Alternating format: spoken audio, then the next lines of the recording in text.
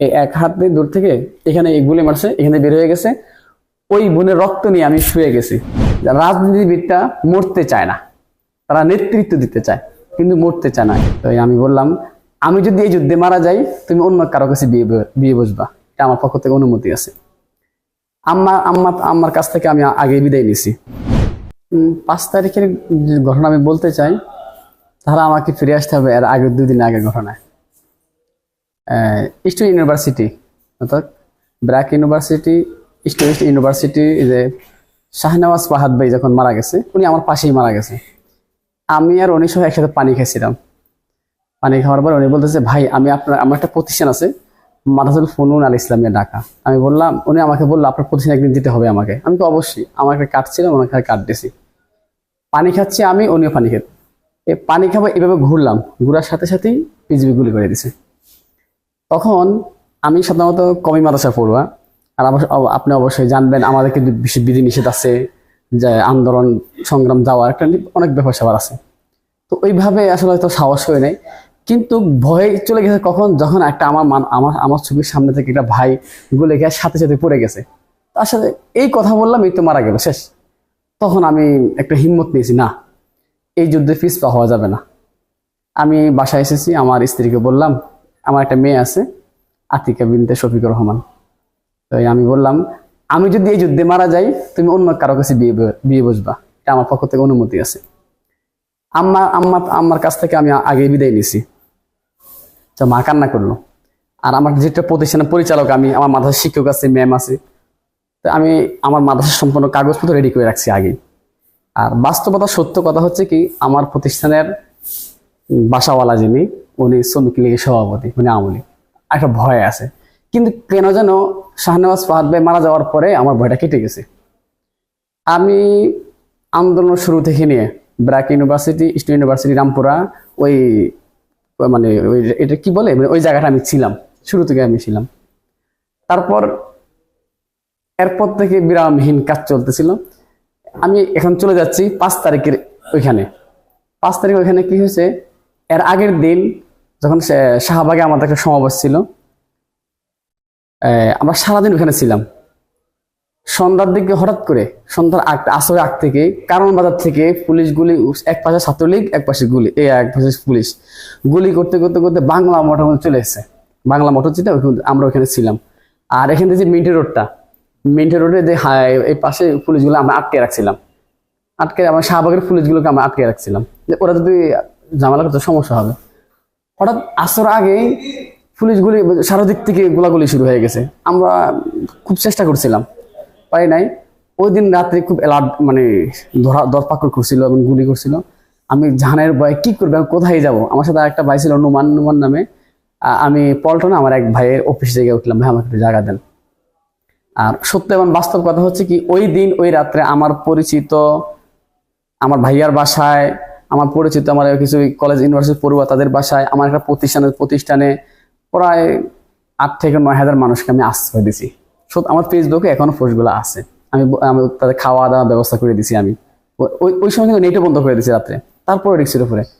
কিন্তু বাস্তবতা একটা সত্য কথা হচ্ছে কি, যারা নেতা হতে চায় বা রাজনীতি যারা করে, রাজনীতিবিদরা মরতে চায় না, তারা নেতৃত্ব দিতে চায় কিন্তু মরতে চায় না। এটা আমি কেমন জানি বিশ্বাস করলাম। ওইদিন সকালে ইসাক ভাইয়ের সাথে আরেকজন ছিল, আমরা দুজন চলে গেছিলাম শহীদ মিনারে, খুব 8:30 এরকম কাছাকাছি একটা সময়ের মধ্যে। যাওয়ার পরে আমরা নাস্তা করতে গেছি নিউ মার্কেট। নাস্তা করা, ওইখান থেকে সেনাবাহিনী পজিশন নিতেছে। তা আমি একটু ভ্রমণ পিপাসু মানুষ, ঘুরতে ভালো লাগে। আমি আবার কেন্দ্রীয় শহীদ মিনারে আসার পরে কিছু মেয়েরা ইউনিভার্সিটি, কিছু মেয়েরা পানি বিস্কিট খাবার রেডি করতেছে। আমাদের কাছে, আপনার চা খাবেন কি?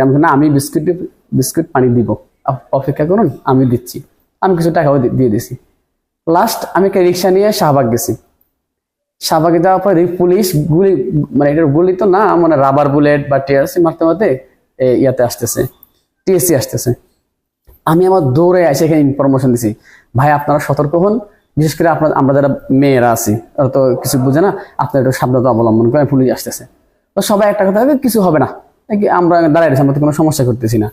আমরা খুব সাধারণ ছিলাম, একদম খুব ইজিলি ভাবে দাঁড়াইছিলাম। আমি একটা রিক্সাওয়ালাকে বলছি, ভাই আপনি 20 টাকা নেন, আপনি দেখেন তো পুলিশ কোথায়। পুলিশ একটু সামনে গেছে, দেখি পুলিশ ওরা আসতেছে। পরবর্তীতে আমরা সবাই দাঁড়িয়ে রয়েছি, আমরা সবাই একসাথে হয়ে দাঁড়িয়ে রয়েছি, খুব একসাথেই সোজা হয়ে দাঁড়ায়, যে আমাদের যদি বলে তোমরা এখানে সরে যাও, আমরা চলে যাওয়ার ইচ্ছা করছেন, চলে যাব। একজন পুলিশ এইভাবে এইভাবে একটা গ্রেনেড বলে, মানে সাউন্ড গ্রেনেড বলে, এটা এইভাবে পিছ থেকে আয় না আমাদের সামনে এইভাবে ছেড়ে দিচ্ছে। সেটা আপনি শহীদ মিনার যদি যেয়ে থাকে, যদি যান তাহলে দেখবেন শহীদ মিনার পিছনে একটা লোহা আছে, গোল একটা লোহা। আমরা সবাই জাফাই ওই পাশে করলাম ছাত্র। ওই দিন আমার গায়ের উপরে যারা এখনো তাকে মেডিকেলে ভর্তি আছে, ভাইগুলা কুমিল্লা থেকে, আবার এই যে চান্দিনা থেকে আসছে, ওরা আমার সাথে ছিল, অনেক মেয়ে ছিল, অনেক বোন ছিল, তারপরে কয়েকটা কলেজে মেয়ে ছিল। আমার গায়ের উপরে 20 থেকে 25 জন মেয়ে, আর আমার গায়ে তখন জুব্বা ছিল, আমার জুব্বা সব মেয়ে ধরে রাখছে। আপনি যদি শহীদ মিনার যে একটু দেখেন, যাওয়ার কোনো ওঠার কোনো পন্থা নাই, মানে যাওয়ার কোনো সিস্টেমে নাই, সবাই কান্নাকাটি করতেছে। পুলিশ শহীদ মিনারে লাশ এসে গুলি করতেছে, মারতেছে। এবার 3 জন নামে মারতেছে। একটা মেয়েকে আমার এই এক হাতে দূর থেকে এখানে গুলি মারছে, এখানে বের হয়ে গেছে। ওই বোনের রক্ত নিয়ে আমি শুয়ে গেছি, রক্তটা নিয়ে আমি মুখে মাইকে শুয়েছি, যে কিছু না বলে। তারপর দেখলাম বাড়ি মারলো আমাকে, বাড়ি মারলে আমি দৌড়ে এই যে এটা কি বলে, ঢাকা জরুরি বিভাগের সামনে চলে গেছি। পানি খাওয়ার পরে মানে 3 মিনিট সর্বোচ্চ দাঁড়ালাম, এখানে আবার পুলিশ চলে আসে। একটা সমন্বয়ক রিফাত ভাই সহকারে সম্ভবত একটা মিছিল আসতেছিল, হাসনাত ভাই সম্ভবত ওনার একটা মিছিল নিয়ে আসছিল, কিন্তু ওনারা আর এখানে আসতে পারে নাই। শেখ হাসিনা বানাইর থেকে স্নাইপার দিয়ে, আমার কাছে ভিডিও আছে এখনো, স্নাইপার দিয়ে গুলি করতেছে, নিচে গুলি করতেছে। আমরা দৌড়ে ঢাকা জরুরি বিভাগের ভিতরে ঢুকে গেছি। যমুনা টেলিভিশনের সাংবাদিক, নামটা আমি ভুলে গেছি, আবার বিবিসি যে সাংবাদিক, ওনাদেরকে আমি ডেকে ভিতরে ঢুকেছি। দেখেন লাশের সারি ছিল। ওই দিনই কোনো নিউজ কিন্তু, কালের কণ্ঠ কিন্তু, আমি 3 জন সাংবাদিক আমি ভিতরে ঢুকেছি, যমুনা, ডিবিসি নিউজ, কালের কণ্ঠ, ওনাদেরকে আমি চিনি। হ্যাঁ, আমাকে দেখেন, ওরা কেন ঢুকতে দিবেন, আপনি আসেন, আমাদের সাথে আসেন, আমি আপনাকে ঢুকাবো। আমি জোর করে ঢুকায় লাশ দেখালাম, জরুরি বিভাগে দেখালাম, গুলি। ওই দিন অনেক মানুষ মারা গেছে, এমনকি সানকার ফলে কিন্তু আক্রমণটা বেশি হয়েছে। আমরা জরুরি বিভাগের সামনে দাঁড়াইছিলাম, পুলিশ আর্মস পোস্ট সম্ভবত, পুলিশ আর আর্মস জরুরি বিভাগের ভিতরে এক গুলি করছে আমাদেরকে। আমরা দৌড়ে দোতলায় উঠছি। পরে ওই ঢাকা মেডিকেলের কর্মকর্তা যিনি বা স্যার, ওনারা আইসা এটা শান্ত করতে চেষ্টা করে, তাও হয় নাই। এইভাবে গোলাগুলি হইতে হইতে হইতে হইতে এক সময় যখন 1টা বেজে গেছে, আমরা একটু ধাওয়া দেওয়ার চেষ্টা করতেছি যে পুলিশে সরাই ফেলবো, এমন একটা ইয়া করা আছে, কিন্তু ভয় কাজ করতেছিল। যখন 1:42 বা 55 হয়ে গেছে, তখন ফাতেমা আবেদিন নাজেলা, একজন বোন আমার, উনি ফোন করছে, একটু সাবধান থাকো, সেফ জোনে থাকো, সেনাবাহিনী ভাষণ দিচ্ছে, যে কোনো একটা ফায়সালা অবশ্যই হবে, ঠিক আছে। এই একটু ভয় কাটতেছে। সাহস করে আমরা, সামনে যারা পুলিশ ছিল, মানে এত জোরে জোরে বিভাগ থেকে আমরা প্রায় 250 থেকে 300 ঝাঁপাই পড়ছি ওদের সাথে, জরিবের সামনে ধাওয়া দিচ্ছে, ওরা দৌড়ে গেছে।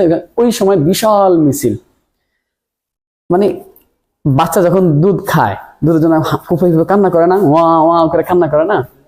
আমি যখন মেইন রোডে উঠছি, মিছিল যখন বড় হয়ে গেছে, যখন শাহবাগে মোড়ে আসলাম, মানে কেন যেন আমার কাছে, মানে আমি বুঝি নাই, আমার অজান্তে আমি হাতুড়ে আল্লাহর কাছে কান্না করতেছি।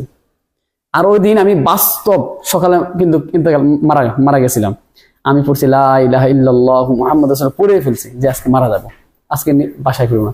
কিন্তু যখন শাহবাগ মোড়ে আসলো, অনেক মানুষ হয়ে গেল, তখন আমার মনে এটা একটা মানে জানা সাহস হয়ে গেছে, এমনকি হিম্মত দেয় না, বিজয় আজকে হবেই হবে।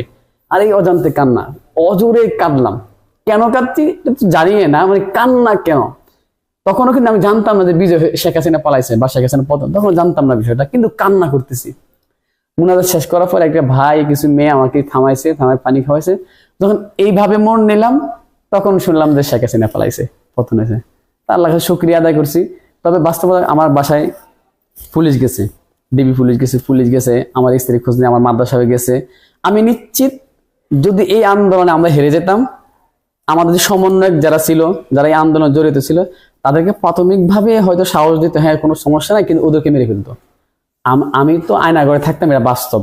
আর আপনি জানবেন যে কমি মাদ্রাসা পড়ুয়া কোনো আলেম বা কোনো ছাত্র এত বড় সাহস রিস্ক নিতে চায় না। ওরা চায় না কেন সেটা আচ্ছা, এটা কোনো অপবাদ দিচ্ছি না। আমার মানে এটা এতটা আন্দোলন দেখবেন মাদ্রাসাগুলো চলে দান ইয়াতে চলে। এখন যদি আমি আন্দোলন সাপোর্ট দিই তাহলে দেখেন আমার একদিন ডোনেশন বন্ধ হয়ে যাবে, একটা ভয় থাকে, প্রতিষ্ঠানটা বন্ধ হয়ে যাবে। কিন্তু আমার থেকে ভয়টা কেটে গেছে যখন শাহনেওয়াজ ফাহাদ মারা গেছে, স্টেট ইউনিভার্সিটির ছাত্র, আমার চোখের সামনে।